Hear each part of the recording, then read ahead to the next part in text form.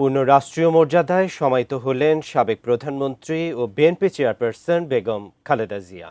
বুধবার বিকেলে দেশের ইতিহাসের সবচেয়ে বড় জানাজার পর তাকে নিয়ে যাওয়া হয় রাজধানীর শেরেবাংলা নগরের জিয়া উদ্যানে।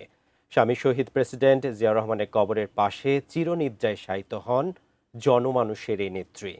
রাসেল মাহমুদের ক্যামেরায় আরো জানাচ্ছেন নাজিয়া আফরিন। আল্লাহু আকবার।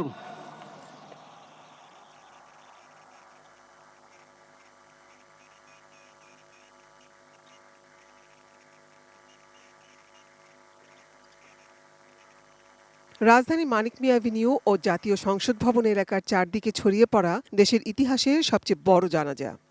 আল্লাহু আকবার। জনসমুদ্রের এই জানাজা আপসী নেত্রী খালেদা জিয়ার। এ সময় বড় ছেলে তারেক রহমানের পাশে ছিলেন প্রধান উপদেষ্টা ডক্টর মোহাম্মদ ইউনূস, ছিলেন দেশের প্রায় সব রাজনৈতিক ব্যক্তিত্ব, সামরিক ও বেসামরিক কর্মকর্তা, পাকিস্তানের স্পিকার ও ভারতের পররাষ্ট্রমন্ত্রী সহ বিদেশি অতিথিরা। জানাজা পড়ান জাতীয় মসজিদ বায়তুল মোকাররমের খতিব মুফতি আব্দুল মালিক। আসসালামু আলাইকুম ওয়া রাহমাতুল্লাহ। আসসালামু আলাইকুম ওয়া রাহমাতুল্লাহ। জানাজার পর রাষ্ট্রীয় মর্যাদায় সামরিক শকটে বেগম খালেদা জিয়ার কফিন নিয়ে যাওয়া হয় শেরেবাংলা নগরের জিয়া উদ্যানে। গণতন্ত্রের জন্য আপসী নেত্রী খালেদা জিয়ার চিরগন্তব্য এই জিয়া উদ্যান আগে থেকেই কড়া নিরাপত্তা বেষ্টনীতে রেখেছিল আইন শৃঙ্খলা রক্ষাকারী বাহিনীর সদস্যরা। জানাজায় অংশ নিয়ে একে একে সমাধিস্থলে আসেন সরকারি উপদেষ্টা, বিভিন্ন বাহিনীর প্রধান। বিকেল ৫টার কিছু আগে লাল সবুজ পতাকায় আবৃত গাড়িতে সমাধিস্থলে আসেন তিনবারের প্রধানমন্ত্রী। এরপর জিয়া উদ্যানের দুয়ারে রাখা গান ক্যারেজে করে সমাধিস্থলে নিয়ে যাওয়া হয় বেগম খালেদা জিয়ার কফিন।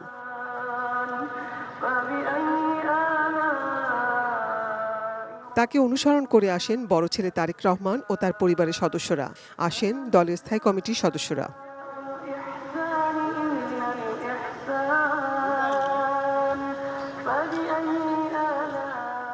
ঘন কুয়াশার আড়ালে সন্ধ্যা নামে। বিএনপির প্রতিষ্ঠাতা শহীদ প্রেসিডেন্ট জিয়াউর রহমানের বাম পাশে চিরনিদ্রায় শায়িত করা হয় বেগম খালেদা জিয়াকে।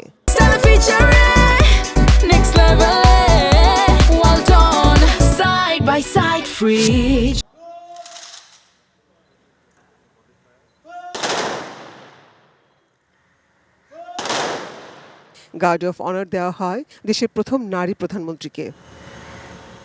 এরপর সমাধিতে রাষ্ট্রপতি এবং প্রধান উপদেষ্টার পক্ষে সর্বোচ্চ সম্মান জানানো হয়। ফুল দিয়ে শ্রদ্ধা জানান তিন বাহিনীর প্রধানও। সম্মান জানান বড় ছেলে তারেক রহমান।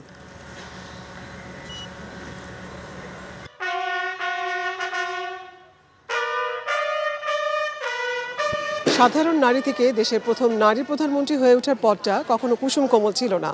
দীর্ঘ সংগ্রাম আর ত্যাগ তিতিক্ষার মধ্যে দিয়ে তিনি হয়ে ওঠেন আপসীন দেশনেত্রী খালেদা জিয়া। জনগণের স্বার্থ যখনই ক্ষুণ্ণ হয়েছে, অভিভাবক হিসেবে শক্তিশালী কণ্ঠস্বর হয়ে পাশে থেকেছেন তিনি। ৪৪ বছরের বর্ণাঢ্য রাজনৈতিক জীবনের সমাপ্তি হলো, সৃষ্টি হলো রাজনৈতিক শূন্যতার। কিন্তু গণতন্ত্রকামী এদেশের প্রতিটি মানুষের অন্তরে চিরদিন বেঁচে থাকবেন খালেদা জিয়া। নাজিয়া আফরিন, 18 নিউজ, ঢাকা।